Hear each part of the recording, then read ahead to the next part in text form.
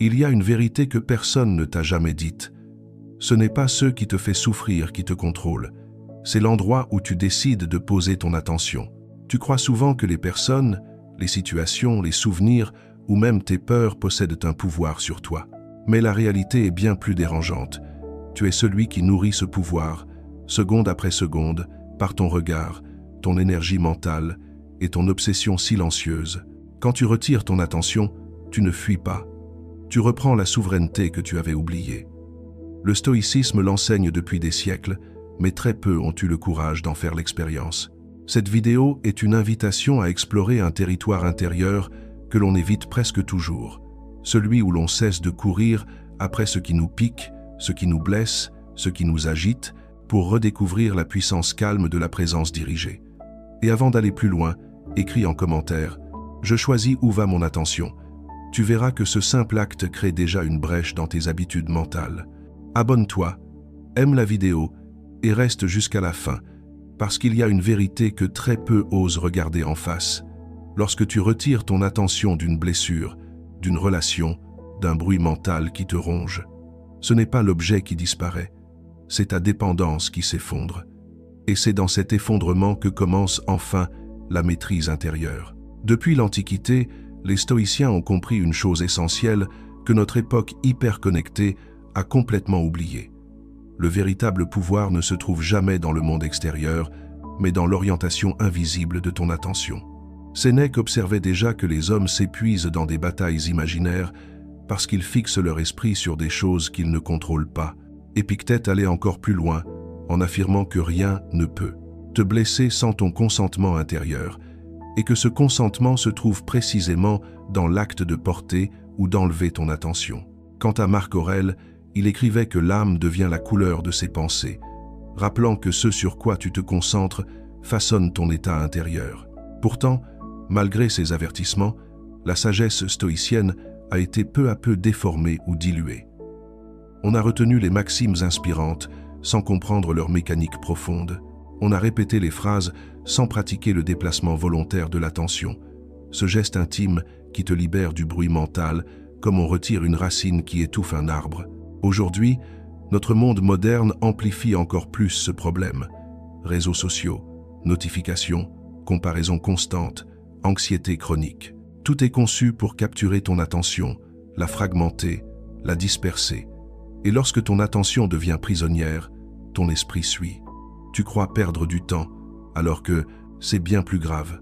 Tu perds ta tranquillité intérieure, ton jugement, ta direction. C'est pour cela que le stoïcisme redevient soudain vital, presque urgent. Car comprendre l'art de retirer ton attention, c'est comprendre comment reprendre ton souffle psychologique dans un monde qui cherche à te le voler. Ce que les anciens considéraient comme un exercice spirituel devient aujourd'hui un acte de survie mentale. Ton attention est l'outil le plus puissant que tu possèdes, et pourtant tu le réalises rarement. On t'a appris à surveiller ton comportement, tes émotions, tes réactions, mais presque jamais à observer ce projecteur intérieur qui éclaire certaines choses et en laisse d'autres dans l'ombre. L'attention n'est pas un simple regard, c'est une force créatrice. Ce que tu observes, tu l'amplifies. Ce que tu ignores, tu l'affaiblis. Et tout ton monde intérieur se construit autour de cette dynamique silencieuse que les stoïciens avaient parfaitement comprise. Ils disaient que l'âme prend la forme de ce sur quoi elle se fixe. Si tu donnes ton attention à une peur, elle grandit. Si tu donnes ton attention à une injustice, elle s'enracine. Si tu donnes ton attention à une douleur, elle se prolonge. Le stoïcisme ne t'invite pas à fuir, mais à choisir ce que tu veux nourrir. Parce que ton esprit n'est pas un espace neutre, c'est un terrain fertile qui amplifie ce que tu y plantes. Et la plupart des gens vivent leur vie sans jamais remettre en question ce qui attire leur attention. Ils réagissent à l'extérieur, comme si l'extérieur décidait pour eux. Une notification, une remarque, un souvenir, un visage, une menace, une blessure. Tout cela agit comme des mains tendues qui réclament ta lumière intérieure. Souvent, tu crois que ces choses t'imposent leur présence. En réalité, elles ne vivent que de la force que tu leur accordes. Il existe une différence majeure entre percevoir quelque chose et lui donner ton attention. La perception est automatique. Tu vois, tu entends, tu ressens. Mais l'attention est un acte volontaire. Tu prolonges, tu t'attardes, tu analyses, tu rumines, tu invites la chose à entrer dans ton espace mental. Ce n'est pas le monde extérieur qui te charge émotionnellement, c'est ton choix inconscient de rester fixé dessus. Quand ton attention se pose sur une pensée, elle devient plus dense. Quand elle se pose sur une peur, elle devient plus réelle. Quand elle se pose sur un souvenir, elle devient plus vif. Et ce mécanisme est si rapide, si automatique, que tu ne le remarques même pas. C'est pour cela que le stoïcisme insiste sur la maîtrise de l'assentiment intérieur, cette capacité à choisir ce que tu laisses entrer dans ton esprit. Pour les stoïciens, l'assentiment est la porte d'accès à ta paix ou à ta souffrance. Tu ne peux pas empêcher une idée d'apparaître, mais tu peux décider de lui donner forme ou de la laisser mourir d'elle-même. Ce pouvoir est essentiel pour comprendre pourquoi retirer ton attention est un acte de contrôle profond. Quand tu retires ton attention de quelque chose, tu reprends la main sur ta vie intérieure. Tu ne coupes pas le monde, tu coupes l'influence du monde sur toi. Et ce retrait n'est jamais une fuite, c'est une réorientation. C'est un mouvement intérieur par lequel tu décides que ton énergie ne sera plus dévorée par le superflu, le toxique, l'inutile ou le destructeur. Tu acceptes de laisser certaines choses exister sans t'y attacher. Tu choisis de ne plus être le gardien mental de ce qui te blesse. Ce que tu nourris vit. Ce que tu ignores s'éteint. Le stoïcisme est précisément l'art d'utiliser ce principe pour retrouver la liberté intérieure, même au milieu du chaos. Lorsque tu prends conscience que ton attention est limitée, précieuse et créatrice, tu comprends que la diriger volontairement est la forme la plus élevée de maîtrise de soi. Et c'est à partir de ce moment-là que tu peux vraiment commencer à reprendre le contrôle, non pas en changeant le monde, mais en changeant le centre depuis lequel tu le regardes. Plus tu observes ton attention, plus tu vois qu'elle a façonné ta vie entière, plus tu apprends à la retirer, plus tu te libères de tout ce qui t'enchaînait sans que tu t'en rendes compte. Si ton attention se dirige instinctivement vers ce qui te blesse, ce n'est pas parce que tu aimes souffrir, mais parce que ton esprit est construit pour survivre avant d'être heureux. Depuis l'enfance de l'humanité, le cerveau humain a été façonné pour repérer les menaces, les dangers, les ruptures possibles dans l'équilibre du monde. Ce biais naturel, qu'on appelle le biais de vigilance, t'oblige à surveiller ce qui pourrait te nuire. Le problème, c'est qu'aujourd'hui, ce mécanisme se retourne contre toi. Tu revisites des douleurs, anciennes comme si elles représentaient encore un danger présent. Tu analyses chaque mot blessant, comme si ta sécurité dépendait de cette compréhension. Tu revis les échecs passés avec la sensation qu'ils pourraient se reproduire à tout moment. Ton attention se fixe sur la blessure parce que ton esprit croit, à tort, qu'elle doit être surveillée pour disparaître. Mais c'est l'inverse qui se produit. Plus tu la regardes, plus elle te pénètre. Plus tu la nourris, plus elle s'enracine. Les stoïciens avaient déjà observé cela. Ils expliquaient que la douleur initiale, celle du moment présent, est rarement insurmontable. Ce qui détruit un être humain, ce n'est pas le choc, mais la répétition mentale du choc. Ce n'est pas la parole blessante, mais le fait de la ressasser. Ce n'est pas la rupture, mais le récit intérieur qui persiste. Beaucoup de relations toxiques survivent uniquement grâce à ton attention. Elles se nourrissent de ton analyse, constante, de ton espoir irrationnel, de ta colère entretenue. Sans ton regard, elles s'effondreraient.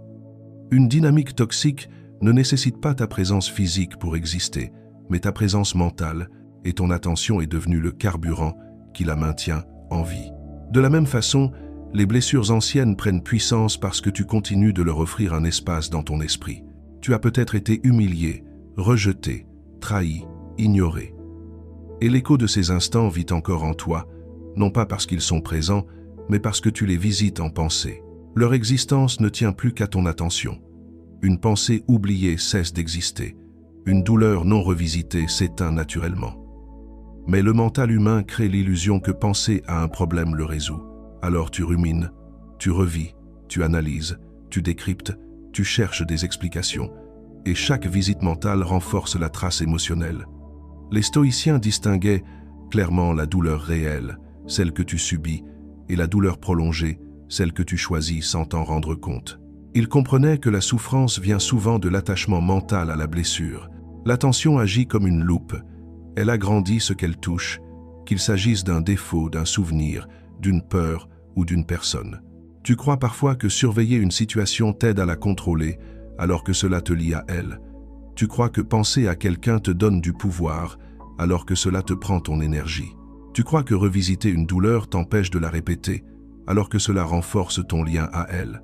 Le stoïcisme t'invite à observer cette dynamique comme un scientifique observe une réaction. Pourquoi ton attention se fixe-t-elle toujours sur le même point sensible? Parce qu'il existe en toi un besoin inconscient de résoudre ce qui n'a jamais été accepté. Tu veux comprendre ce qui s'est passé. Tu veux réécrire le passé. Tu veux réparer ce qui n'a plus de forme. Mais l'attention ne sauve rien. Elle attache, elle prolonge, elle amplifie. Et plus tu la poses sur ce qui te blesse, plus tu t'enfermes dans un cycle de rumination où chaque pensée nourrit la suivante.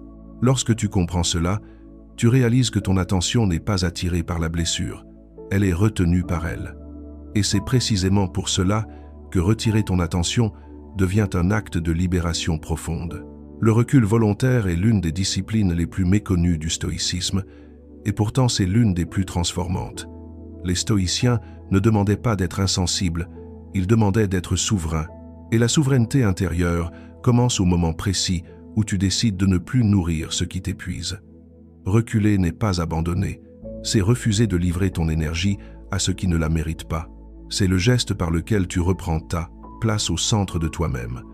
Beaucoup pensent que se retirer, c'est fuir. Mais ce n'est pas une fuite quand tu choisis consciemment de ne plus offrir ta paix à quelque chose qui la détruit. Le recul n'est pas un mouvement vers l'extérieur, mais un mouvement vers l'intérieur.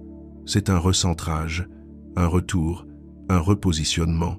Quand tu recules mentalement, tu n'es plus aspiré par les émotions, les conflits ou les drames. Tu redeviens l'observateur stoïcien, celui qui voit sans être avalé, celui qui perçoit sans être dévoré. Épictète parlait de la frontière sacrée entre ceux qui dépendent de toi et ceux qui ne dépendent pas de toi. Le recul est le geste par lequel tu refuses de franchir cette frontière pour courir après ce qui ne t'appartient pas. Il t'apprend que toutes les batailles ne sont pas faites pour être livrées, et que certaines n'existent que parce que tu t'y engages. Lorsque tu choisis de te retirer, tu changes radicalement la dynamique intérieure d'une situation. Le feu cesse de brûler quand on arrête de l'alimenter. Une tension cesse d'exister quand on cesse d'y répondre. Une personne cesse d'avoir du pouvoir quand on cesse de réagir. Le recul est un acte de souveraineté silencieuse. Tu ne dis rien, mais tu déplaces ton centre. Tu ne contestes pas, mais tu retires ton appui. Et soudain, ce qui te dominait perd sa force. Le recul crée une paix immédiate, parce que tu retires ton attention du tumulte. Il ne s'agit plus de comprendre, de régler, d'expliquer, de convaincre ou d'imposer, mais de cesser de nourrir ce qui t'éloigne de toi. Ce geste est subtil, mais immense. Le stoïcisme t'enseigne que la véritable victoire n'est pas de triompher des autres, mais de triompher de tes impulsions. Le recul est justement ce moment où tu refuses de suivre l'émotion qui t'entraîne. Tu ne cherches plus à avoir raison. Tu ne cherches plus à sauver l'image que tu as de toi. Tu ne cherches plus à prouver quoi que ce soit. Tu redeviens un être libre, détaché du besoin d'être validé ou compris. Le paradoxe, c'est que moins tu donnes d'importance à une chose, plus tu en reprends le contrôle. Ce que tu regardes t'influence. Ce que tu ignores perd de l'emprise. Le recul révèle aussi une vérité que beaucoup refusent d'admettre. Tu n'as pas besoin de t'accrocher pour que la vie continue. Tu n'as pas besoin de surveiller tout pour que les choses se déroulent. Tu n'as pas besoin de t'épuiser pour avoir de la valeur. Le monde ne s'effondre pas quand tu te retires d'un combat inutile. C'est ton monde intérieur qui se reconstruit. Marc Aurèle écrivait que la tranquillité vient lorsque l'on cesse de se disperser. Le recul volontaire est cette décision de ne plus t'éparpiller mentalement. Tu redeviens entier, aligné, ancré, et c'est, depuis cet espace, que tu peux ensuite agir avec sagesse plutôt qu'avec impulsion. Quand tu apprends à reculer, tu apprends à préserver ton énergie pour ce qui compte vraiment. Tu apprends à respecter ta paix comme un bien sacré. Tu apprends que ta valeur ne se mesure pas à ta capacité de tout gérer, mais à ta capacité de te protéger intérieurement. Le recul n'est pas un abandon du monde, c'est la reconquête de ton royaume intérieur. Quand tu retires ton attention de quelque chose, ce n'est pas seulement ton esprit qui se détourne, c'est tout ton être qui change de rythme, de vibration, de dynamique. Le système nerveux d'abord réagit immédiatement. Le simple fait de ne plus fixer une pensée menaçante, un souvenir douloureux ou une situation épuisante réduit la charge émotionnelle qui circulait en toi. Ton corps se détend parce que ton cerveau ne reçoit plus l'ordre implicite d'être en alerte. La vigilance baisse, le souffle devient plus profond, la tension se dissout. Tu n'as rien résolu à l'extérieur, mais tu as apaisé l'intérieur. Ensuite, le mental, privé de ta focalisation, commence à ralentir. La rumination perd sa force, car elle ne peut exister que si tu reviens toujours sur la même pensée. Une pensée non revisitée meurt comme une braise qui s'éteint faute d'oxygène. En retirant ton attention, tu retires l'oxygène des scénarios mentaux qui t'enchaînaient. Ce n'est pas un combat, c'est une extinction naturelle. Tu remarques alors que les émotions, même les plus intenses, ne sont pas immortelles. Elles suivent un cycle. Elles montent, elles atteignent un pic, puis elles redescendent si tu ne les ravives pas. En cessant de regarder ce qui te blesse, tu interromps le cycle. Tu permets à l'émotion de se dissiper. Et cette dissipation ouvre la porte à quelque chose que tu avais oublié, la clarté. Une clarté stoïcienne, froide et calme, qui te permet de voir les choses sans la déformation du trouble émotionnel. Plus ton attention s'éloigne du tumulte. Plus tu vois ce tumulte pour ce qu'il est réellement. Un spectacle intérieur dont tu n'étais pas obligé d'être le spectateur captif. Et dans cet espace libéré, une nouvelle forme de lucidité apparaît. Tu comprends, presque intuitivement, ce que les stoïciens voulaient dire lorsqu'ils affirmaient que l'esprit retrouve sa justesse lorsqu'il cesse d'être agité. La réalité devient plus simple, les problèmes plus précis, les solutions plus évidentes. Tu ne confonds plus tout, tu ne dramatises plus, tu distingues ce qui dépend de toi de ce qui ne dépend pas de toi. Et cette distinction te donne une force que tu croyais perdue. Ce retrait de l'attention produit aussi un autre effet, la dissolution de l'attachement. Beaucoup de tes souffrances viennent de l'importance excessive que tu accordes à des choses qui ne le méritent pas. Une personne, une opinion, un souvenir, un échec, une peur, tout cela s'effrite quand tu ne le regardes plus. Tu croyais que tu ne pourrais jamais te détacher, mais le détachement n'est pas un acte brutal, c'est une conséquence naturelle du recul. Et quand l'attachement s'effondre, un sentiment profond de liberté intérieure renaît. Tu redécouvres que tu es capable de vivre sans que ton esprit soit accroché à quelqu'un, à quelque chose ou à un résultat. Enfin, le silence mental qui apparaît quand tu retires ton attention n'est pas un vide, c'est un retour à toi. C'est dans ce silence que tu entends tes véritables besoins, tes véritables intentions, ta véritable voix. Et cette voix intérieure, les stoïciens la considéraient comme l'expression la plus pure de ton logo, de ta raison profonde. Quand tu retires ton attention, tu ne fais pas disparaître le monde, tu fais apparaître ton monde intérieur. Et c'est dans cette émergence que tu retrouves le contrôle. Il existe dans ta vie des dynamiques, des pensées, des personnes et des illusions qui ne tiennent debout que parce que tu continues de les nourrir. Elles n'ont aucune autonomie. Elles s'accrochent à ton attention comme des parasites invisibles qui survivent grâce à ton énergie intérieure. Si tu veux reprendre le contrôle, tu dois d'abord comprendre ce que tu dois arrêter d'alimenter. D'abord, tu dois cesser de nourrir les conflits inutiles. Beaucoup de tensions n'existent que parce que tu y reviens encore et encore. Tu revis la scène, tu analyses les mots, tu imagines ce que tu aurais dû répondre. Mais ce conflit n'a plus de réalité en dehors de ton esprit. Il vit dans la répétition mentale. Les stoïciens t'auraient dit de le laisser mourir naturellement. Ensuite, tu dois arrêter de nourrir les personnes qui vivent grâce à ta réaction. Certaines âmes fragiles se sentent exister uniquement lorsqu'elles provoquent une réaction chez quelqu'un. Elles cherchent ton émotion, ton agitation, ta validation ou ta colère, car c'est ainsi qu'elles soutiennent leur propre vide. Répondre, c'est les renforcer. Te retirer, c'est dévoiler leur impuissance. Tu dois également cesser de nourrir les scénarios catastrophes que ton esprit invente pour se protéger. Ces projections sont comme des ombres. Elles semblent menaçantes tant que tu les regardes, mais elles disparaissent dès que tu détournes ton attention. Penser au pire ne te protège pas du pire. Penser au pire ne fait que t'enfermer dans un état de tension permanente. Le stoïcisme te rappelle que les choses terribles que tu imagines ne se produisent presque jamais et que tu t'épuises pour des fantômes. Tu dois aussi arrêter de nourrir les blessures que tu continues de revisiter. Chaque fois que tu retournes dans un souvenir douloureux, tu rouvres une plaie que le temps tentait de refermer. Ce n'est pas la souffrance initiale qui te détruit, mais le rituel mental par lequel tu la ravives. Ne plus nourrir une blessure ne signifie pas l'ignorer, mais la délivrer de ton attention pour lui permettre de se dissoudre.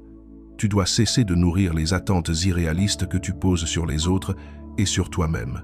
Les attentes te volent ta paix, car elles se transforment inévitablement en déception.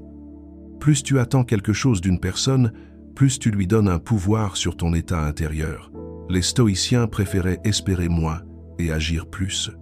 Ensuite, tu dois arrêter d'alimenter les comparaisons toxiques. Chaque fois que tu compares ta vie, ton corps, ton chemin ou tes succès à ceux des autres, tu dérobes ton attention à ta propre existence pour la mettre au service d'une réalité qui n'est pas la tienne. Ce geste te vide, t'affaiblit, t'égare. Les comparaisons ne t'éclairent jamais, elles t'enchaînent. Tu dois également arrêter de nourrir les illusions qui te consument. L'illusion d'être indispensable, l'illusion de pouvoir contrôler les autres, l'illusion qu'une validation extérieure pourrait te sauver, l'illusion que ton passé aurait dû être différent, l'illusion qu'un jour la personne qui t'a blessé comprendra soudain ce qu'elle t'a fait. Toutes ces illusions consomment une énergie monumentale, alors qu'elles ne te donnent rien. Elles te maintiennent dans un état de tension, d'attente, de dépendance. Enfin, tu dois cesser de nourrir tout ce qui te détourne de toi-même. Chaque fois que tu donnes ton attention à quelque chose qui draine ton énergie, tu t'éloignes de ta propre vie intérieure. Les stoïciens savaient que la paix vient moins de ce que tu ajoutes que de ce que tu retires. Ce que tu cesses de nourrir cesse d'exister pour toi. Et ce qui cesse d'exister pour toi cesse de te contrôler. Retirer ton attention, c'est condamner à l'extinction tout ce qui te vole ta force. C'est un acte de purification intérieure, un tri silencieux mais radical. C'est ainsi que tu redeviens maître de toi-même. Même lorsque tu comprends la puissance que représente le fait de retirer ton attention, tu te heurtes encore à des pièges intérieurs qui t'empêchent d'y parvenir. Ces pièges sont subtils, profondément ancrés en toi, et ils fonctionnent comme des mécanismes automatiques qui ramènent ton esprit vers ce qui te fait souffrir. Le premier piège, c'est la confusion entre lâcher et perdre. Tu crois que si tu retires ton attention d'une personne, d'un conflit ou d'un souvenir, tu vas perdre quelque chose. Ta dignité, ton influence, ta relation ou même ton identité. Ton esprit assimile le retrait à un abandon, alors qu'il s'agit en réalité d'une reprise de pouvoir. Le stoïcisme enseigne que ce que tu laisses partir n'était jamais destiné à te définir, et que tu ne perds rien en cessant de retenir ce qui t'abîme. Le second piège, c'est l'ego qui exige d'avoir raison. L'ego veut la dernière parole, la dernière justification, la dernière victoire. Il veut être entendu, reconnu, apprécié. Et tant que tu te bats pour prouver quelque chose, tu donnes encore ton attention à ce qui te consomme. Le recul devient impossible, car l'ego te pousse à rester dans l'arène même quand le combat n'a plus aucun sens. Le troisième piège, c'est l'habitude du drame intérieur. Certaines personnes ne le savent pas, mais elles se nourrissent du chaos émotionnel parce qu'il leur donne l'impression de vivre. Le silence leur fait peur, le calme leur paraît vide, alors elles maintiennent en vie des tensions invisibles, des colères, des scénarios, des blessures, uniquement pour ne pas être confrontées à elles-mêmes. Retirer ton attention exige un certain courage, celui de faire face à ton propre silence. Le quatrième piège, c'est la peur que tout s'écroule. Si tu ne surveilles pas tout, tu crois que ta vigilance empêche le pire, que ton stress maintient l'ordre. Pourtant, la majorité des choses n'ont jamais dépendu de ton contrôle. Les stoïciens insistaient sur cette vérité. Plus tu veux tout maîtriser, moins tu maîtrises toi-même. Retirer ton attention, c'est renoncer à l'illusion du contrôle absolu. Le cinquième piège, ce sont les récits internes que tu portes depuis des années. Ces histoires que tu te racontes, je dois régler ça, je dois comprendre, je dois prouver, je dois réparer, t'enchaînent mentalement. Elles te convainquent que ton attention est nécessaire, indispensable, vitale. Mais ces récits ne sont que des constructions psychologiques qui t'emprisonnent.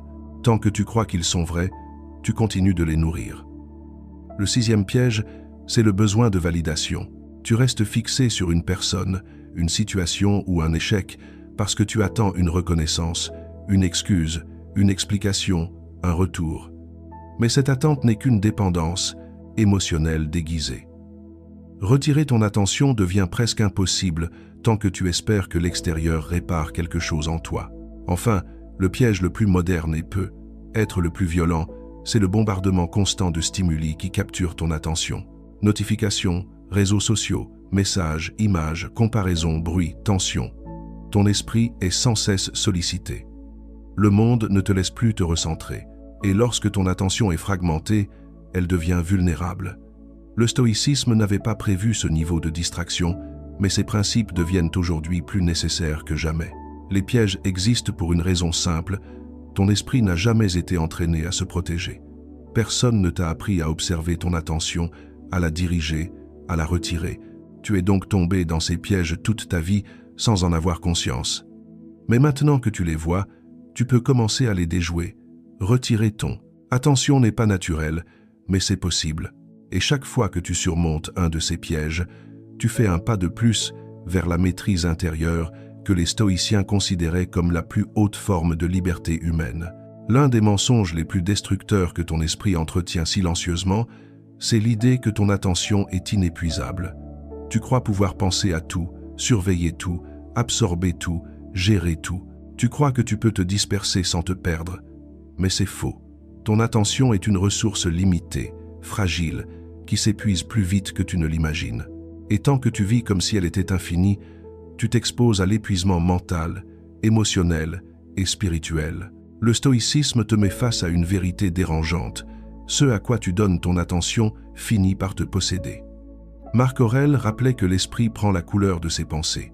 Si tu diriges ton attention vers la colère, tu deviens colère. Vers la peur, tu deviens peur. Vers la comparaison, tu deviens insuffisant. Vers le chaos, tu deviens instable. Tu ne peux pas te permettre de laisser ton attention errer sans discernement, car elle modèle ton identité. Le monde moderne aggravera cette illusion, car il récompense la dispersion, il t'encourage à être partout, à répondre à tout, à être constamment disponible. Les réseaux sociaux, les notifications, les écrans, tout est conçu pour fragmenter ton attention en milliers de morceaux, au point où tu n'arrives plus à la rassembler pour toi-même. Tu consommes du contenu, mais c'est lui qui te consomme en réalité. Chaque moment où ton attention est capturée est un moment où tu cesses d'être souverain. Le stoïcisme, lui, enseigne l'inverse. L'attention est sacrée. Elle est l'expression de ta volonté, de ta liberté, de ta paix. Elle n'est pas un jouet, elle n'est pas un flux illimité, elle n'est pas une monnaie jetable. C'est ta ressource la plus précieuse, bien plus que ton temps, car ton temps peut être long, mais si ton attention est dispersée, tu ne vis même plus ton propre temps.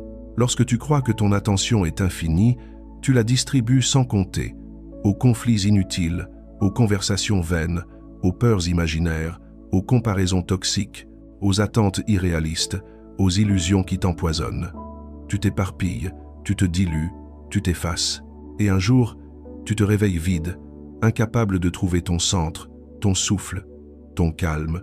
Tu ne comprends pas comment tu en es arrivé là, mais la raison est simple, tu as donné ton attention partout, sauf à toi-même. Les stoïciens protégeaient leur attention comme un trésor. Ils savaient que ce que tu donnes de toi à l'extérieur te manque ensuite à l'intérieur. Ils savaient qu'une pensée inutile est une perte de vie. Ils savaient que la dispersion mentale est une forme subtile d'auto-sabotage. Le coût invisible de l'attention gaspillée est immense. Perte de concentration, perte de motivation, perte d'identité. Chaque fois que tu donnes ton attention à quelque chose qui ne te construit pas, tu perds un fragment de toi. Et ce processus, répété des centaines de fois par jour, finit par éroder ton esprit. L'illusion de l'infinité masque une réalité brutale. Ton attention est un carburant. Elle s'épuise, elle se fragmente, elle se fatigue, elle peut même se briser. C'est pourquoi retirer ton attention de ce qui te détruit n'est pas seulement un acte de sagesse, c'est un acte de survie. Tu dois apprendre à préserver ton attention comme tu protégerais ton souffle, à choisir avec discernement où tu la poses, à refuser de la gaspiller, à comprendre que chaque fois que tu retires ton attention d'une chose inutile, tu la rends disponible pour quelque chose d'essentiel. Le stoïcisme n'exige pas que tu sois fort tout le temps, il exige que tu sois conscient. Conscient que ton attention est ton pouvoir, conscient que ton attention est ta liberté, conscient que ton attention est ta vie. Tu pourrais croire que comprendre la mécanique de ton attention suffit pour reprendre le contrôle, mais ce n'est que la surface. Ce que tu viens de découvrir n'est que la première couche d'un processus beaucoup plus profond, celui où l'attention n'est plus seulement un projecteur, mais une force qui structure ta réalité entière. Les stoïciens n'en parlaient pas toujours directement, car cette vérité était considérée comme trop puissante pour ceux qui ne sont pas prêts à l'entendre. Ce que tu regardes t'attache, mais ce que tu arrêtes de regarder te libère dans des proportions que tu ne peux pas encore imaginer. La partie 2 va t'emmener dans ces zones plus obscures, là où se cachent les paradoxes, les illusions modernes, les pièges psychologiques qui façonnent ton rapport au monde sans que tu en aies conscience. Tu vas découvrir que la maîtrise de l'attention n'est pas seulement un outil de paix, mais un outil de transformation intérieure, presque radicale. Tu vas voir comment l'attention mal dirigée crée des chaînes invisibles et comment l'attention, retirée au bon moment, les brise instantanément. Prépare-toi, car la suite n'est pas une exploration intellectuelle, mais un dévoilement. Et ce dévoilement pourrait changer la manière dont tu te vois, dont tu vois les autres et dont tu vois le monde. L'un des paradoxes les plus troublants de la vie intérieure, et que les stoïciens avaient déjà entrevu, c'est que plus tu observes quelque chose avec insistance, moins tu le comprends. Tu crois qu'en analysant davantage une émotion, un comportement, une situation, tu vas la dissoudre, la maîtriser ou l'expliquer. Tu crois que le fait de regarder de plus près va t'amener à la vérité. Mais en réalité, c'est souvent l'inverse qui se produit, car l'attention, lorsqu'elle n'est pas dirigée avec discernement, ne clarifie pas. Elle déforme, elle amplifie, elle colore. Lorsque tu fixes trop longuement une pensée douloureuse, elle ne devient pas plus claire, elle devient plus vivante. Quand tu revis un souvenir traumatisant, tu ne le comprends pas mieux, tu l'enracines davantage. Quand tu observes de manière obsessionnelle une situation que tu ne contrôles pas, tu fabriques des interprétations qui n'existent que dans ton esprit. Les stoïciens rappelaient que la réalité est neutre, mais que l'interprétation que tu lui donnes peut devenir un labyrinthe si tu y plonges sans recul. Plus tu regardes une émotion, plus elle t'envahit, car ton attention lui donne une importance qu'elle n'aurait jamais eue seule. Et c'est là que réside le paradoxe. Tu penses chercher la vérité, mais tu crées un récit.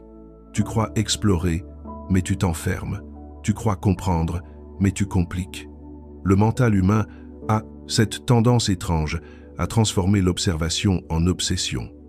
Ce que tu observes de trop près cesse d'être objectif.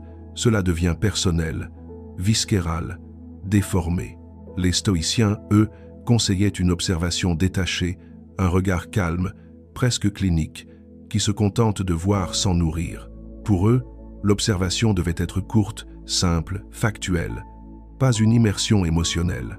Ils savaient qu'une émotion examinée trop longtemps se transforme en fiction, que le mental commence à inventer, ajouter, interpréter, projeter. Quand tu te focalises sur une blessure intérieure, tu ne fais que la rouvrir. Quand tu cherches à comprendre un geste, un mot, une absence, tu finis par inventer des explications qui n'existent pas. L'attention, dans ces moments-là, devient une source de confusion. Et plus tu t'acharnes, plus tes conclusions s'éloignent de la réalité. C'est exactement pour cela que certains problèmes se résolvent quand tu cesses de les regarder. Quand tu arrêtes de scruter, le mental perd sa matière première et la vérité apparaît d'elle-même. Simple, nue, débarrassée de tes projections, la clarté naît parfois dans le retrait, jamais dans l'obsession. C'est un paradoxe difficile à accepter, car l'esprit humain est convaincu que la compréhension vient de l'analyse. Pourtant, certaines réponses ne peuvent émerger que dans l'espace que crée le recul. Les stoïciens pratiquaient ce qu'on pourrait appeler la vision brève, observer juste assez pour comprendre ce qui dépend d'eux, puis retirer immédiatement leur attention pour ne pas tomber dans le piège de l'analyse infinie. Ils savaient que la plupart des souffrances mentales étaient le résultat d'une attention mal dirigée plutôt que d'un événement réel. Ils savaient que la douleur psychologique n'est pas dans les faits, mais dans la manière dont ton attention les amplifie. Ainsi, plus tu regardes quelque chose sans distanciation, moins tu es capable de le voir correctement. Plus tu analyses ton anxiété, plus elle grandit.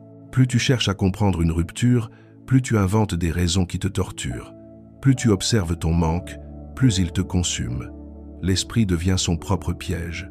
Et le stoïcisme t'invite à reconnaître ce piège pour t'en libérer. Parfois, la vérité se dévoile lorsque tu détournes le regard. Lorsque tu retires ton attention, tu neutralises l'inflation émotionnelle, tu mets fin au cycle des projections mentales et tu permets à la réalité d'apparaître sans ton agitation. C'est dans ce mouvement de retrait que se trouve le véritable discernement. Ce discernement que les stoïciens chérissaient plus que tout. Ce n'est pas l'inspection qui libère, c'est la maîtrise de ce que tu inspectes. Ce n'est pas l'analyse qui apaise, c'est le choix de ce que tu refuses d'analyser. La lucidité ne vient pas de l'effort, mais de la distance. Et ce paradoxe, une fois compris, change complètement ta manière de regarder le monde, tes émotions et toi-même. Le monde moderne a transformé ton attention en une marchandise, et la plupart du temps, tu ne t'en rends même pas compte. Chaque seconde où tu regardes quelque chose, quelqu'un en profite. Chaque micro-moment où ton esprit se disperse, tu perds une parcelle de ta souveraineté intérieure. Nous vivons dans une époque où les distractions ne sont plus de simples accidents, mais des stratégies calculées, des pièges minutieusement construits pour capturer ta lumière intérieure. Le premier piège, ce sont les micro-addictions psychologiques, le scroll compulsif, les réactions automatiques, les vérifications incessantes, les comparaisons permanentes. Tu crois que ce sont de petites habitudes sans importance, mais elles agissent comme des chaînes invisibles. Chaque fois que tu ouvres machinalement une application, tu conditionnes ton cerveau à chercher des récompenses rapides. Et plus tu t'y plonges, plus ton attention se fragmente, devient instable, affamée, incapable de rester posé sur quelque chose de profond. Le stoïcisme se heurte ici à un ennemi qu'il n'avait jamais prévu, l'hyperstimulation. Les anciens sages vivaient dans un monde lent où la réflexion était naturelle. Toi, tu vis dans une tempête d'images, de messages, d'informations, de sollicitations. Et ton esprit, saturé, se met à produire des crises artificielles. Tu commences à t'inquiéter pour des choses qui n'existent pas. Tu amplifies des détails insignifiants. Tu construis des scénarios catastrophes, non pas parce que ta vie est menaçante, mais parce que ton mental, surchargé de stimuli, perd sa capacité à distinguer le réel de l'exagéré. C'est ce que j'appelle les crises fabriquées par le mental. Des angoisses qui n'ont pas de racines, mais qui naissent de la surcharge attentionnelle. Puis, il y a l'industrie de la distraction permanente. Rien n'est innocent. Chaque son, chaque notification, chaque vibration est conçu pour interrompre ton flux intérieur. Chaque plateforme cherche à prolonger ton temps de présence. Tu n'es plus un utilisateur, tu es un captif. Et tu finis par croire que tu dois répondre à tout, voir tout, être au courant de tout. Cette illusion moderne te nourrit de l'idée que tu vas manquer quelque chose si tu retires ton attention. C'est un mensonge. Ce que tu manques réellement, c'est toi-même. Tu manques ta tranquillité, ta présence, ta force, ta lucidité. Tu manques ta propre vie intérieure parce que ton attention est constamment aspirée vers l'extérieur. Ajoutez à cela les algorithmes, ces architectes invisibles qui apprennent tes faiblesses, qui prévoient ce que tu vas regarder avant même que tu n'en aies conscience. Ils te connaissent mieux que tu ne te connais. Ils savent ce qui pique ton émotion, ce qui déclenche ton impulsion, ce qui stimule ta curiosité. Et ils te le servent encore et encore, jusqu'à ce que ton attention devienne un réflexe pavlovien. Le stoïcisme te met face à une dissonance brutale. Tu ne peux pas espérer la paix intérieure si tu laisses les forces du monde moderne diriger ton attention. La liberté mentale demande une discipline radicale, presque contre-culturelle. Et pourtant, la plupart des gens confondent stimulation et vie. Ils confondent mouvement et progrès. Ils confondent agitation et importance. Un autre piège moderne, c'est la comparaison constante. Jadis, les stoïciens se comparaient aux sages comme modèles. Aujourd'hui, tu te compares à des illusions, des images filtrées, des vies mises en scène, des performances exagérées. Chaque comparaison est un détournement de ton attention de ta propre réalité. Et chaque détournement te vide, car tu n'observes plus ta vie depuis ton centre, mais depuis l'extérieur. Le monde moderne te pousse à croire que tu es en retard, insuffisant, dépassé, alors que c'est ton attention dispersée qui crée cette impression. Les petites dispersions quotidiennes semblent anodines. Répondre à un message instantanément, vérifier ton téléphone par réflexe, penser à 1000 choses en même temps. Mais elles ont un coût invisible. Elles t'empêchent de rester dans la profondeur. Elles te privent de l'énergie mentale dont tu as besoin pour comprendre réellement ta vie. Enfin, l'un des pièges les plus insidieux, c'est l'attraction vers ce qui t'abîme. Tu te demandes parfois pourquoi tu es attiré par des personnes toxiques, des situations douloureuses, des pensées négatives. La réponse est simple. Ton attention, déjà vulnérable, cherche une stimulation familière, même si elle est destructrice. Le stoïcisme t'invite à voir cette vérité sans détour. Ce que tu regardes finit par t'attirer, même si cela te fait souffrir. Le monde moderne amplifie cette attraction en te proposant des émotions rapides, intenses, superficielles. Et ton esprit, saturé, finit par confondre intensité et vérité. Pour te libérer, tu dois d'abord voir ces illusions, leur nature, leur structure, leur objectif. Car tu ne peux retirer ton attention de quelque chose tant que tu crois encore que tu en as besoin. Une fois que tu vois la mécanique derrière ces pièges, tu deviens déjà moins vulnérable. Tu redeviens un être conscient et non un consommateur d'impulsions. Et c'est depuis cette conscience que tu pourras reprendre le contrôle de ton monde intérieur. Ce que très peu de gens comprennent et que les stoïciens avaient pourtant pressenti, c'est que ton identité n'est pas une structure fixe. Elle n'est pas un noyau immuable, ni un toit gravé une fois pour toutes. Ton identité est malléable, dynamique, changeante, et elle se construit essentiellement à travers ce que tu regardes, ce que tu rumines, ce que tu nourris intérieurement. Tu es façonné par la direction de ton attention. Chaque pensée répétée devient une croyance. Chaque émotion revécue devient un trait de caractère. Chaque scénario mental revisité devient une partie de ton histoire personnelle. Ce que tu observes en toi trop souvent finit par devenir toi. Les stoïciens l'expliquaient simplement. L'âme prend la forme de ce sur quoi elle se fixe. Cela signifie que, si ton attention se tourne régulièrement vers la critique, tu deviens critique. Si elle se tourne vers le manque, tu deviens manque. Si elle se tourne vers la peur, tu deviens peur. Si elle se tourne vers la comparaison, tu deviens insuffisant. Chacun de ces mouvements intérieurs sculpte ta personnalité comme le vent sculpte une pierre sur plusieurs années. Et c'est là que réside l'une des découvertes les plus dérangeantes. Tu n'es pas devenu toi par hasard. Tu es devenu toi parce que tu as nourri certaines pensées plutôt que d'autres, parce que tu as offert ton attention à certaines douleurs plutôt qu'à ta paix, parce que tu as alimenté certaines croyances plutôt que ta liberté. Parfois, tu ne comprends pas pourquoi tu réagis d'une certaine manière, pourquoi une simple parole te déclenche, pourquoi un rejet te détruit, pourquoi une situation anodine te met en colère. Mais ces réactions ne viennent pas de nulle part, elles viennent des habitudes que ton attention a construites. Tu t'es entraîné, sans le vouloir, à être sensible à certains signaux, à réagir à certains déclencheurs, à répéter certains schémas. Tu n'as pas choisi consciemment cette identité, mais tu l'as alimentée. Elle s'est construite au fil des années par des millions de micro-attentions inconscientes. Et la bonne nouvelle, mais aussi la plus dérangeante, c'est que tu peux la déconstruire. Tu peux devenir quelqu'un d'autre en changeant ce que tu regardes intérieurement. Le stoïcisme n'est pas seulement une philosophie morale, c'est une philosophie identitaire. Elle te dit que tu peux redevenir maître de la narration intérieure qui façonne ton existence. C'est pour cela que Marc Aurèle insistait tant sur la purification de la pensée. Il savait que ce que tu laisses entrer dans ton esprit finit par diriger ta vie. Les personnalités ne naissent pas, elles se forment. Une personne anxieuse ne l'est pas parce qu'elle est née ainsi, mais parce qu'elle a nourri 1000 fois plus les pensées anxieuses que les pensées rassurantes. Une personne jalouse n'est pas naturellement jalouse, mais elle a dirigé son attention vers la peur de perdre jusqu'à en faire un automatisme. Une personne paisible n'est pas miraculeusement sereine, mais elle a refusé, encore et encore, de nourrir les tempêtes intérieures. L'identité est une œuvre, pas un héritage. Les cicatrices identitaires, elles aussi, se construisent par l'attention. Si tu revis sans cesse une humiliation passée, tu finis par te sentir inférieur. Si tu revis un rejet, tu finis par croire que tu ne mérites pas l'amour.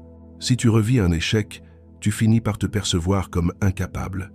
Ces cicatrices ne sont pas des évidences, ce sont des narrations que ton attention a gravées dans ta mémoire émotionnelle. Et tant que tu continues de nourrir ces narrations, tu les renforces. Mais lorsque tu retires ton attention de ces histoires, elles perdent leur pouvoir, elles s'effritent, elles s'éteignent. Tu deviens alors capable de renaître intérieurement. C'est l'un des aspects les plus puissants du stoïcisme. La possibilité de se transformer non pas en changeant le monde extérieur, mais en changeant le centre depuis lequel tu le regardes. Retirer ton attention de ce qui t'a façonné, c'est te libérer de l'identité que le passé a construite pour toi, et rediriger ton attention vers ce que tu veux devenir. C'est reconstruire consciemment. Tu n'es pas condamné à être la somme de tes blessures. Tu es la somme de ce que tu choisis de nourrir. Lorsque tu comprends que ton attention est la graine de ton identité, tu réalises que chaque instant est une opportunité de transformation. Le stoïcisme ne te demande pas de devenir quelqu'un d'autre d'un seul coup, mais de changer ce que tu regardes, ce que tu respectes, ce que tu laisses entrer en toi. Et ce changement intérieur, répété, devient une renaissance. Tu redeviens l'auteur de ton histoire, au lieu d'être le lecteur d'un récit imposé par ton passé. Il existe en toi des liens que tu ne vois pas, mais qui dirigent ta vie tout autant que des chaînes physiques. Tu crois être libre parce que tu peux te déplacer, choisir, parler, agir. Mais intérieurement, tu es attaché à des personnes, des souvenirs, des attentes, des émotions, des illusions qui te capturent silencieusement. Ces liens invisibles sont créés par ton attention. Plus tu regardes quelque chose, plus tu t'y attaches. Plus tu revis un événement, plus il t'habite. Plus tu penses à quelqu'un, plus cette personne occupe une place dans ton monde intérieur, même si elle n'est plus là. Tu crois que ce sont les choses extérieures qui te retiennent, mais ce sont en réalité les projections intérieures que tu continues de nourrir. Une grande partie de ta souffrance vient de ces attachements psychologiques qui se forment sans ton consentement conscient. Le premier type de lien invisible, c'est celui que ton attention crée avec certaines personnes. Quand tu penses constamment à quelqu'un, qu'il s'agisse d'un amour passé, d'un conflit non résolu, d'une injustice ou même d'un ennemi, cette personne vit dans ton esprit. Elle influence tes émotions, tes décisions, ton humeur, ta perception de toi-même. Tu te dis que tu n'arrives pas à tourner la page, mais ce n'est pas la page qui te retient, c'est ton attention qui la maintient ouverte. Les stoïciens savaient qu'accorder trop d'importance à quelqu'un revient à lui confier ton pouvoir intérieur. Tant que tu continues d'y penser, tu n'es pas libre. Ensuite, il y a les liens créés par le besoin de comprendre. Tu veux savoir pourquoi on t'a fait du mal. Tu veux comprendre pourquoi quelqu'un t'a quitté, trahi, ignoré, blessé. Tu veux trouver des explications pour apaiser une douleur qui n'a peut-être pas de logique. Mais ce besoin de comprendre agit comme une chaîne. Chaque tentative d'analyse te ramène à la personne ou à la situation. Tu revis encore et encore le même scénario, comme un prisonnier qui répète le récit de son propre enfermement. Ce lien invisible n'est pas fait de réalité, mais de répétition. Un troisième lien invisible, c'est l'attente. Attendre un message, une excuse, une reconnaissance, une validation te connecte psychologiquement à quelqu'un ou à quelque chose. L'attente est une forme de dépendance émotionnelle. Elle t'empêche d'avancer parce que ton esprit est tourné vers l'extérieur, suspendu à une réponse qui ne vient peut-être jamais. Les stoïciens voyaient dans l'attente l'une des formes les plus subtiles de souffrance, car elle place ton bien-être entre les mains d'autrui. Il y a aussi les liens construits par les scénarios mentaux. Tu imagines ce que l'autre pense, tu te refais la scène, tu anticipes les issues, tu crées des dialogues imaginaires. Chacun de ces scénarios forme une attache, car ton attention s'y accroche. Même si ces histoires ne sont que des illusions, elles t'enferment. Ce sont des chaînes fabriquées par ton propre esprit. Le stoïcisme enseigne que ce ne sont jamais les événements qui t'enchaînent, mais l'histoire que tu t'en racontes. Un autre lien invisible particulièrement puissant, c'est la culpabilité. Quand tu culpabilises pour quelque chose que tu as fait ou que tu n'as pas fait, tu te lies psychologiquement à ton passé. Tu revis la faute, tu te la répètes, tu te condamnes toi-même. La culpabilité prolongée est un lien qui te retient dans un temps qui n'existe plus. Le stoïcisme, lui, t'invite à la responsabilité courte, directe mais jamais à l'autoflagellation. Puis viennent les liens tissés par la honte. La honte est une émotion qui fixe ton attention sur toi-même, mais sur une version déformée de toi. Elle te convainc que tu es défini par ton erreur, ton passé, ton défaut. C'est l'une des chaînes les plus difficiles à rompre, car elle te fait croire qu'elle est juste, qu'elle est logique, qu'elle est méritée. Mais ce n'est qu'un récit, renforcé par ton attention répétée. La honte ne survit que parce que tu la nourris, et il y a enfin les liens construits par les illusions. L'illusion que quelqu'un te doit quelque chose, que tu pourrais changer une personne, par ta volonté, que la justice doit arriver d'une certaine manière, que ton passé aurait dû se dérouler différemment, que ton avenir dépend d'une seule chose. Ces illusions te retiennent parce qu'elles capturent ton attention. Tu leur offres ton énergie mentale, ton temps intérieur, ta lumière, et tant que tu les regardes, tu leur donnes une existence. Les stoïciens savaient que la liberté intérieure demande un sacrifice, celui de renoncer à certaines attaches, non pas en les détruisant, mais en cessant de les nourrir. Retirer ton attention, c'est couper l'alimentation de ces liens invisibles. C'est dire « je n'ai plus d'énergie à investir ici ». Et lorsque tu retires ton attention, tu brises des chaînes que tu croyais indestructibles. Elles ne disparaissent pas parce que tu les combats, mais parce que tu cesses de les soutenir. La libération intérieure ne se produit pas par force, mais par retrait. Et c'est ce retrait qui t'ouvre un espace nouveau, un espace où tu peux enfin respirer, te retrouver et redevenir maître de toi-même. Il existe en toi une force si discrète, si silencieuse, que presque personne ne la remarque. Et pourtant, elle modèle ton existence plus profondément que n'importe quel événement extérieur. C'est ton attention. Elle est à la fois créatrice et destructrice. Elle a le pouvoir de donner vie, de nourrir, d'agrandir, mais aussi le pouvoir de dissoudre, d'éteindre, d'effacer. Ce que tu regardes vit, ce que tu ignores meurt.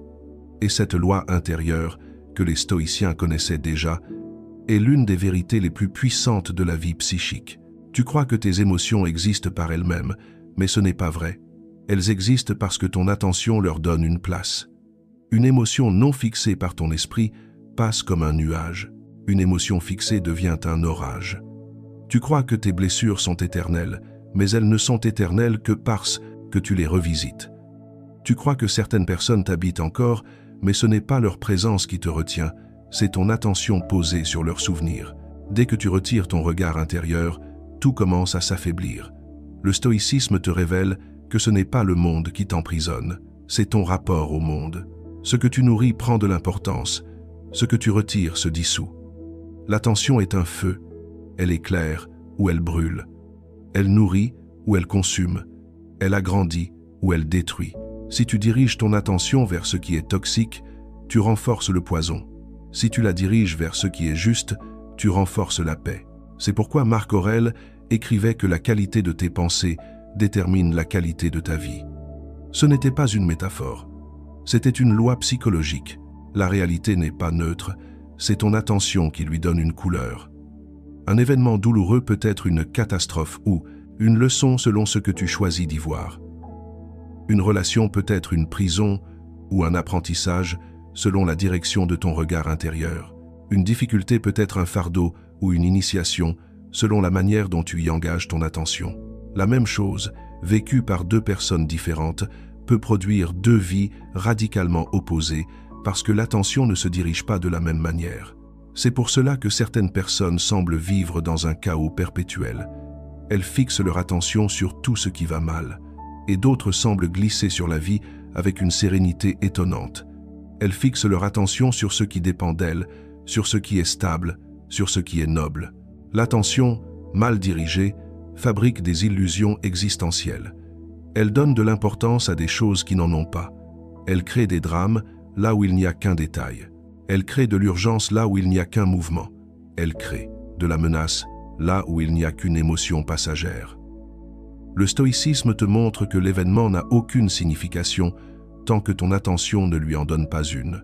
Cette vérité est libératrice, mais elle est aussi exigeante, car elle signifie que tu es responsable de ton monde intérieur, pas coupable, responsable.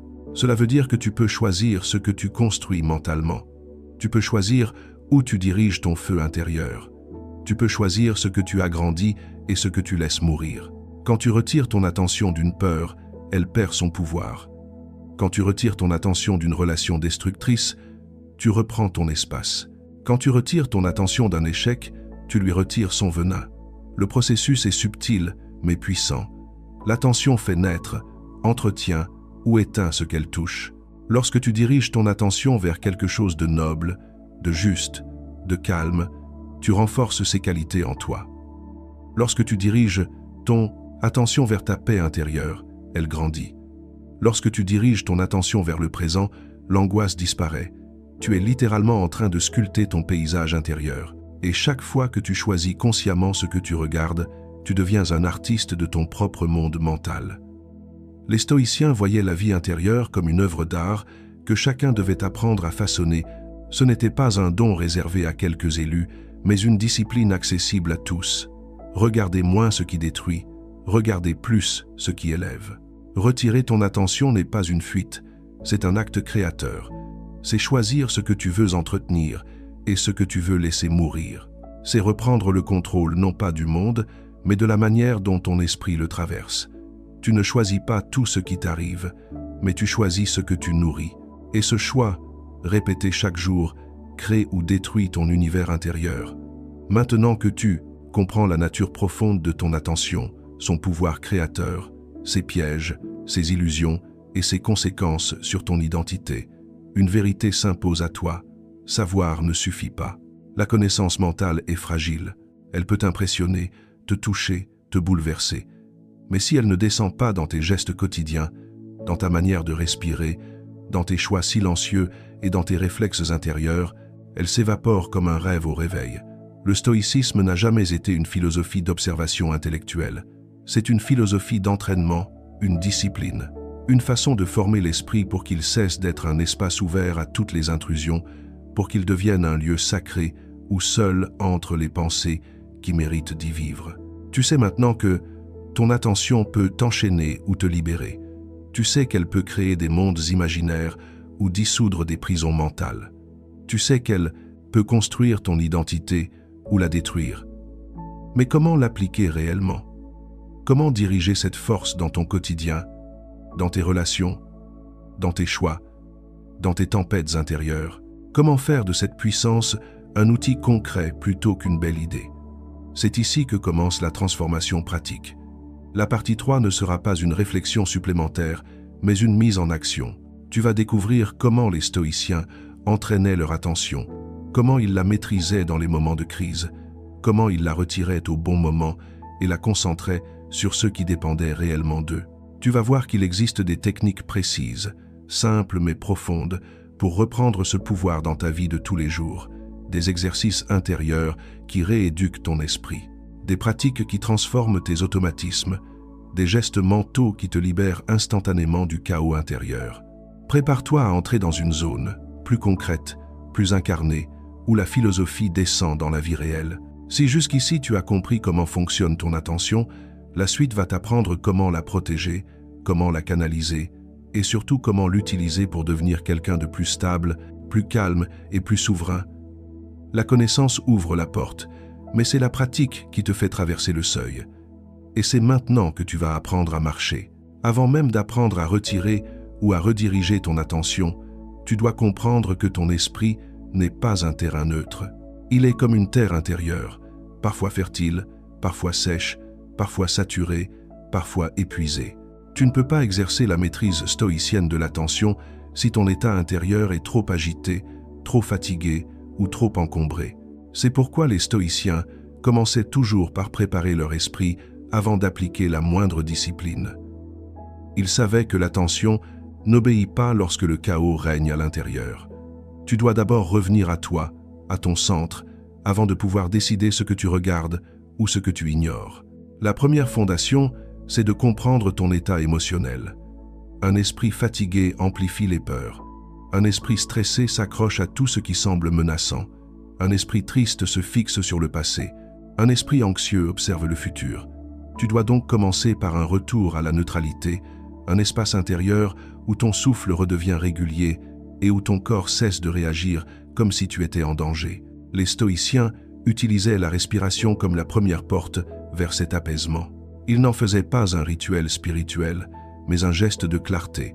Respirer profondément, lentement, pour rappeler au corps que le moment présent est sûr. Tant que ton souffle est court, ton attention est instable. Quand ton souffle s'allonge, ton esprit devient plus clair. La deuxième fondation consiste à comprendre que tu ne peux pas rediriger ton attention depuis un état de surcharge. Si ton esprit est saturé d'informations, de notifications, de pensées, de souvenirs, de tensions, alors tu n'as aucune chance de maîtriser ce flux.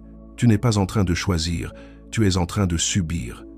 Le stoïcisme t'invite à instaurer un calme initial, même bref, une pause intérieure, une rupture volontaire du mouvement mental.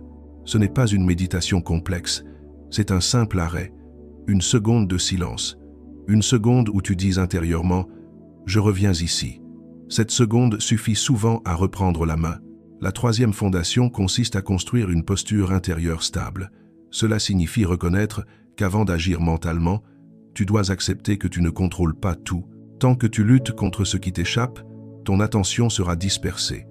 Tant que tu veux changer ce qui est hors de ta portée, ton esprit restera agité. Mais lorsque tu acceptes la frontière sacrée entre ce qui dépend de toi et ce qui n'en dépend pas, tu te places dans l'état idéal pour rediriger ton attention. Cet acte de lucidité, simple mais puissant, stabilise ton esprit. Il transforme ton chaos en structure. La quatrième fondation, c'est ce que j'appelle la pré-attention stoïcienne. Avant même de retirer ou de rediriger ton regard intérieur, tu dois savoir ce qui mérite ton énergie. Cela demande un diagnostic quotidien. Que suis-je en train de nourrir? Qu'est-ce qui me fatigue? Qu'est-ce qui me construit? Qu'est-ce qui me détruit? Les stoïciens faisaient ce tri mental chaque matin et chaque soir. Ils observaient ce qui avait capté leur attention dans la journée et se demandaient s'ils étaient alignés avec ceux qui dépendaient d'eux. Ce tri est essentiel pour éviter de gaspiller ton énergie mentale sans t'en rendre compte. Enfin, la cinquième fondation consiste à reconnaître les voleurs d'attention dans ton quotidien. Ce ne sont pas seulement les distractions visibles, notifications, écrans, conversations, mais aussi les distractions invisibles, une inquiétude latente, une tension non résolue, un dialogue intérieur, une petite frustration. Ces micro-fuites d'attention te vident progressivement. Elles te rendent vulnérable, elles t'empêchent d'être présent. Et sans présence, aucune maîtrise de l'attention n'est possible.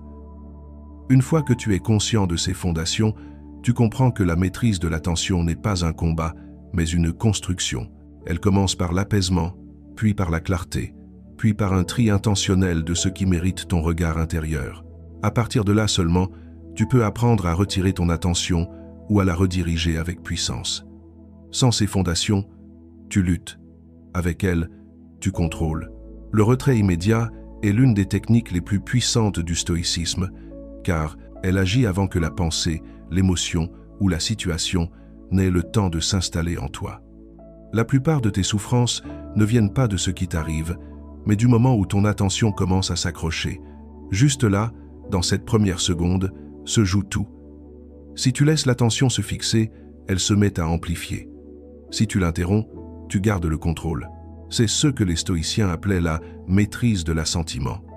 Il ne s'agit pas de forcer ton esprit, mais de l'empêcher de s'enchaîner. Le premier signe qu'il est temps de retirer ton attention, c'est la sensation d'accroche intérieure. Un mot qui te pique, une pensée qui surgit, un souvenir qui se réveille, une peur qui s'insinue, une tension qui monte. Tu le sens. C'est subtil, mais réel. Ce micro-signal annonce que ton esprit est prêt à se laisser happer. Et c'est précisément à cet instant que le retrait doit avoir lieu. Retirer ton attention ne veut pas dire refouler. Le refoulement est une force brutale. Tu pousses la pensée au fond de toi et elle revient plus tard avec plus d'intensité. Le retrait, lui, est un geste léger. Tu t'écartes simplement. Tu refuses l'identification. Tu décides intérieurement « je ne vais pas là ». Et immédiatement, l'accroche perd de sa force. Cette technique est essentielle dans les conflits. Lorsqu'une parole blessante arrive, ton réflexe naturel est de te défendre intérieurement, de justifier, de répliquer, de te créer un récit. Le retrait immédiat consiste à couper ce réflexe, à ne pas entrer dans la scène, à laisser la parole exister sans lui donner un prolongement mental. Tu n'es pas obligé de nourrir ce qui t'atteint. C'est également efficace face à l'anxiété. Une pensée anxieuse apparaît toujours avec une proposition « et si ». Le « et si » est l'encre. Si tu l'attrapes, la spirale se déclenche. Si tu retires ton attention dès son apparition, la spirale ne peut pas commencer. C'est comme couper un feu avant qu'il ne prenne. Dans les souvenirs douloureux, le retrait immédiat est une libération.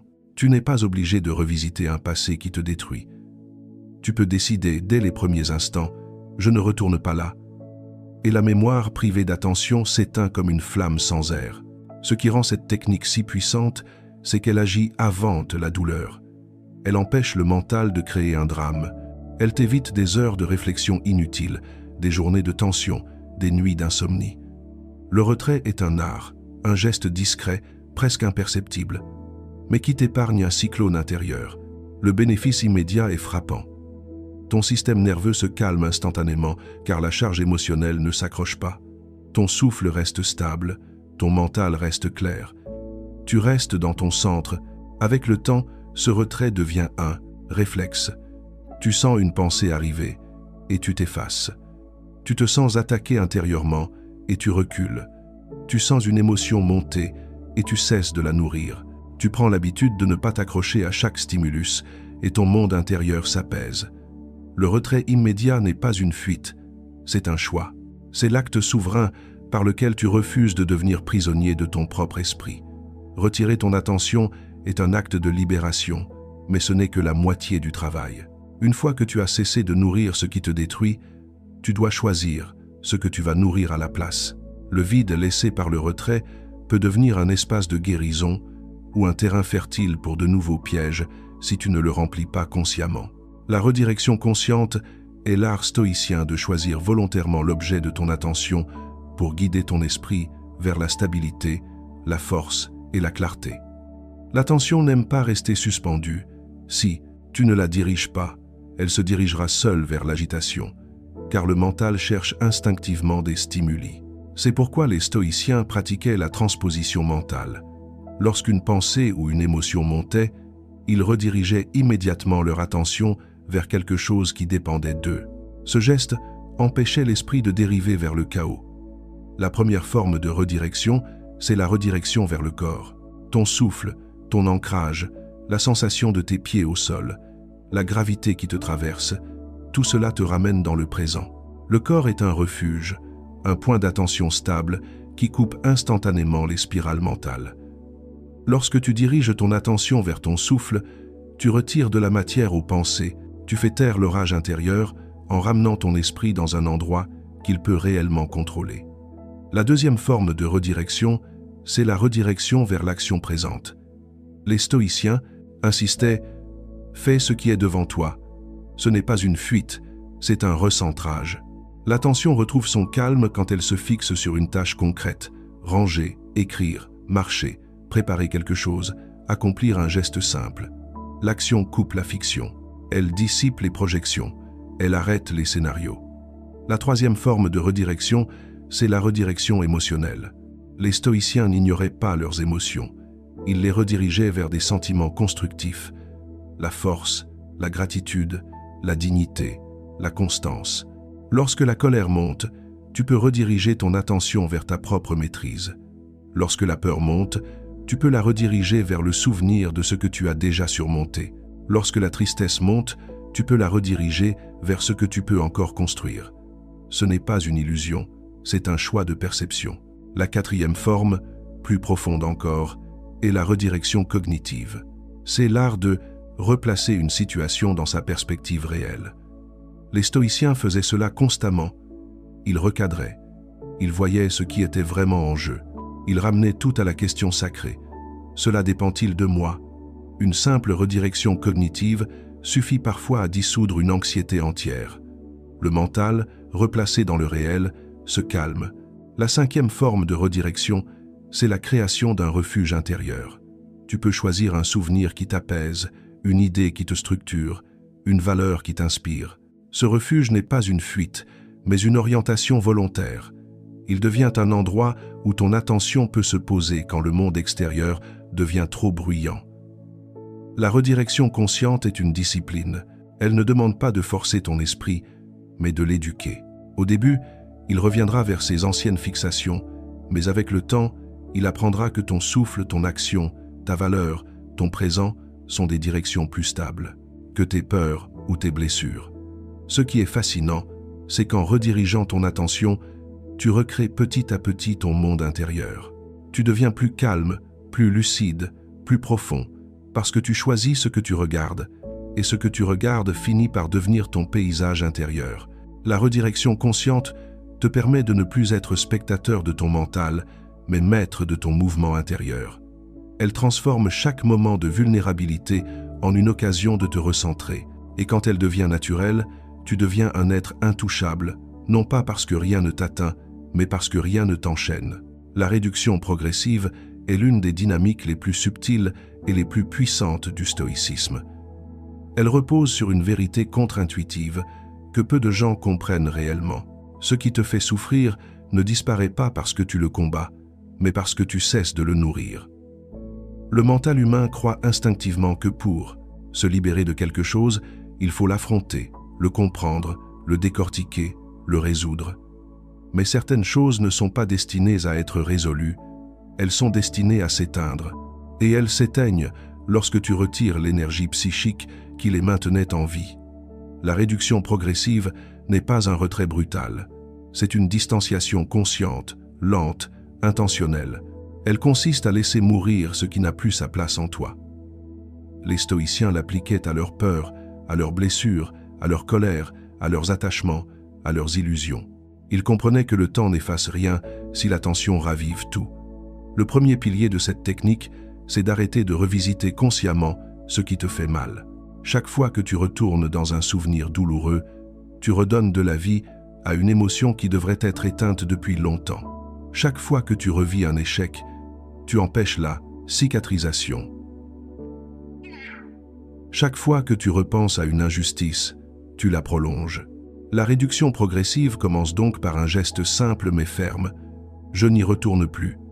Ce refus, répété jour après jour, prive la blessure d'oxygène. Elle s'affaiblit, non pas parce qu'elle est réglée, mais parce qu'elle n'est plus nourrie. Le deuxième pilier, c'est la réduction des accroches émotionnelles.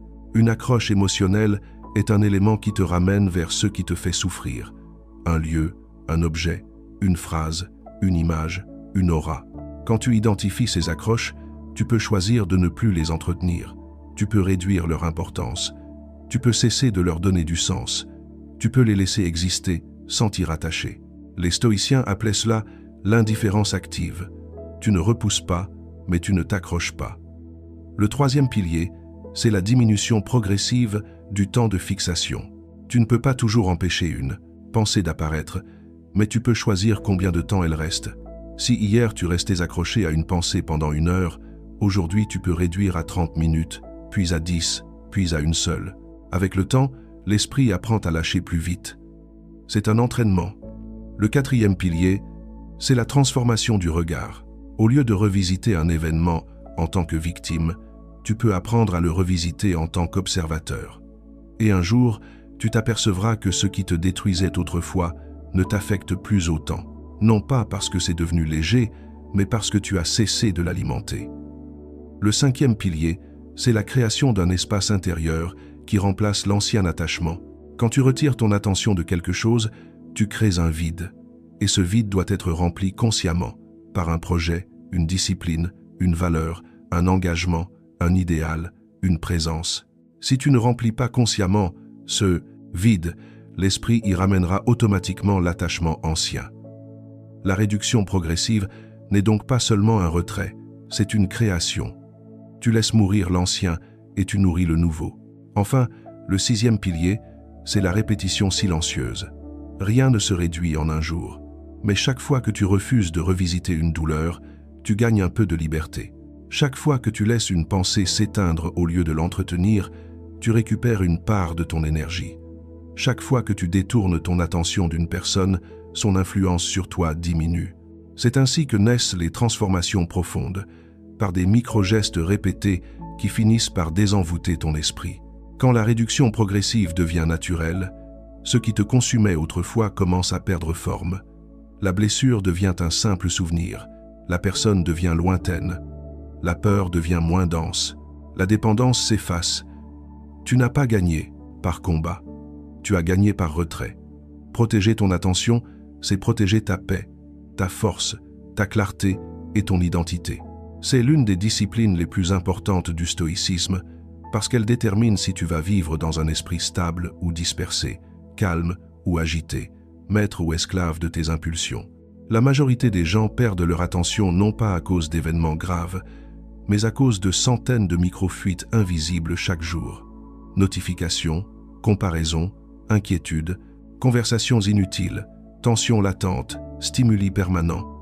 Leur esprit se dissout dans 1000 directions et ils ne comprennent pas ensuite pourquoi ils se sentent fatigués, anxieux, confus ou décentrés. Le stoïcisme t'apprend alors à ériger des frontières mentales. La première frontière, c'est de décider clairement ce que tu ne laisses plus entrer. Beaucoup d'agitations intérieures naissent parce que tu laisses ton esprit recevoir tout ce qui passe. Le moindre message, la moindre opinion, la moindre émotion des autres pénètre en toi comme si ton esprit était une maison sans porte. Protéger ton attention, c'est commencer par fermer certaines portes. Tu n'es pas obligé d'être disponible pour tout le monde, ni de répondre à tout, ni de regarder tout, ni de penser à tout. Tu peux choisir. La deuxième frontière consiste à réduire volontairement les voleurs d'attention modernes. Les stoïciens n'ont jamais connu les réseaux sociaux, mais leurs principes s'y appliquent parfaitement. Si tu veux protéger ton attention, tu dois limiter la quantité de stimuli inutiles que tu reçois. Cela peut passer par des actions simples. Désactiver les notifications inutiles, éloigner ton téléphone lorsque tu travailles, limiter le temps passé à scroller, sélectionner les contenus que tu consommes. Ce n'est pas un manque de liberté, c'est une récupération de ta souveraineté. La troisième frontière est un rituel du matin. Les stoïciens commençaient chaque journée par définir intentionnellement où ils allaient reposer leur attention. Il s'avère que sans direction, l'esprit se disperse. Tu peux faire la même chose. Le matin, demande-toi ce qui mérite ton attention aujourd'hui. Quelle est la priorité réelle? Quelle est la valeur essentielle que tu veux honorer? Quel est le piège mental que tu refuses d'alimenter? En définissant un axe clair, tu empêches ton esprit d'être avalé par le superflu. La quatrième frontière est un rituel du soir. Avant de dormir, tu dois nettoyer ton esprit. Les stoïciens faisaient un examen intérieur pour retirer l'importance accordée aux agitations du jour. Ils se demandaient ce qu'ils avaient nourri inutilement et ils retiraient leur attention de ces choses avant de se coucher. Ce geste empêche les pensées parasites de se prolonger dans la nuit et libère ton énergie.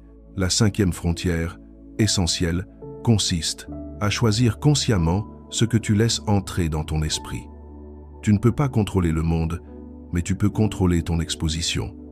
Tu peux choisir les personnes que tu laisses influencer tes pensées. Tu peux choisir les conversations auxquelles tu participes. Tu peux choisir les idées que tu autorises à habiter ton mental. Ce choix, répété chaque jour, transforme ta vie. La sixième frontière, plus profonde, est la capacité de dire non. Non intérieurement, non mentalement, non silencieusement. Dire non à une impulsion, à une fixation, à une pensée destructrice, à une peur excessive. Le non stoïcien n'est pas une résistance pleine de tension, c'est une fermeture douce mais ferme de l'accès à ton attention. Enfin, la septième frontière, c'est le silence volontaire. Le bruit du monde extérieur envahit ton esprit, mais le silence le reconstruit. Quelques minutes chaque jour sans musique, sans parole, sans distraction, permettent à ton attention de se recentrer. Le silence recharge ton esprit comme le sommeil recharge ton corps. Protéger ton attention, ce n'est pas un caprice, c'est un acte de survie mentale. C'est la condition pour garder ton esprit entier dans un monde qui cherche constamment à le fragmenter. La souveraineté intérieure est l'état ultime recherché par les stoïciens. Ce moment où tu ne réagis plus automatiquement au monde, mais où tu choisis consciemment comment ton esprit se dirige. C'est une forme d'autorité intime, tranquille, silencieuse, qui ne dépend ni des circonstances ni des autres. Tu atteins cette souveraineté lorsque ton attention devient un instrument que tu manies avec précision et non une force qui t'emporte malgré toi. Elle ne signifie pas que rien ne t'atteint, mais que rien ne t'emporte. La première dimension de cette souveraineté consiste à définir ton centre. Ton centre est l'espace intérieur où tu reviens lorsque tout vacille. Pour certains, c'est une valeur. Pour d'autres, c'est une idée, un principe, un souffle, une présence. Ce centre n'est pas une volonté rigide, mais un axe de stabilité. Tant que tu sais où se trouve ton centre, tu peux y revenir à tout moment. Et chaque retour est une affirmation de ton autorité intérieure. La deuxième dimension de la souveraineté intérieure est la présence stoïcienne. La présence n'est pas une simple attention au moment présent, mais un engagement conscient à être acteur de ta propre vie. C'est voir ce qui se passe en toi sans te laisser emporter. C'est sentir une émotion monter sans s'y attacher. C'est observer un événement sans lui donner plus d'importance qu'il n'en a. La présence te transforme en témoin lucide plutôt qu'en victime émotionnelle. La troisième dimension est le tri quotidien. Chaque jour, tu dois décider ce qui mérite ton énergie et ce qui ne la mérite pas. Ce tri n'est pas une liste, mais un réflexe. Dès que quelque chose apparaît en toi, une pensée, une peur, une comparaison, une tension, tu te demandes, est-ce que cela dépend de moi? Est-ce que cela mérite mon attention? Est-ce que cela construit ou détruit mon centre? Ce tri constant façonne ta liberté intérieure. La quatrième dimension, c'est la constance. La maîtrise de l'attention n'est pas un éclair de lucidité, mais une répétition de gestes simples. Revenir au souffle, revenir au présent, revenir au centre, refuser de nourrir une pensée inutile, rediriger ton regard intérieur, préserver ton calme. Ces gestes répétés deviennent une seconde nature, un automatisme inversé, non plus celui qui t'enchaîne, mais celui qui te libère. La cinquième dimension est la reconstruction identitaire. Lorsque tu maîtrises ton attention, tu redeviens l'auteur de ton monde intérieur. Tu n'agis plus depuis tes blessures ou tes peurs, mais depuis ton axe. Tu construis une identité stable, solide, cohérente avec tes valeurs. Tu avances dans la vie avec une présence plus dense, une parole plus juste, une énergie plus focalisée. Les stoïciens appelaient cela la droiture intérieure. Enfin, la sixième dimension de la souveraineté intérieure est la reconnaissance du moment où tu as changé. Tu sais que tu as atteint un nouveau degré de maîtrise lorsque ceux qui t'emportaient autrefois ne t'emportent plus, lorsque ce qui t'obsédait ne t'accroche plus, lorsque ce qui te contrôlait ne t'atteint plus, lorsque ton attention obéit, sans tension, sans lutte. Tu sens alors une forme de calme noble, une paix sans arrogance, une liberté sans bruit. C'est là que se trouve la véritable souveraineté, dans la capacité de vivre en accord avec soi-même, indépendamment du tumulte extérieur. Ce n'est pas un état lointain, réservé à quelques sages. C'est un entraînement quotidien, accessible à celui qui choisit de reprendre le contrôle de son. Attention, tu sais maintenant ce que très peu de gens réalisent dans une vie entière. Ton attention est ton royaume intérieur.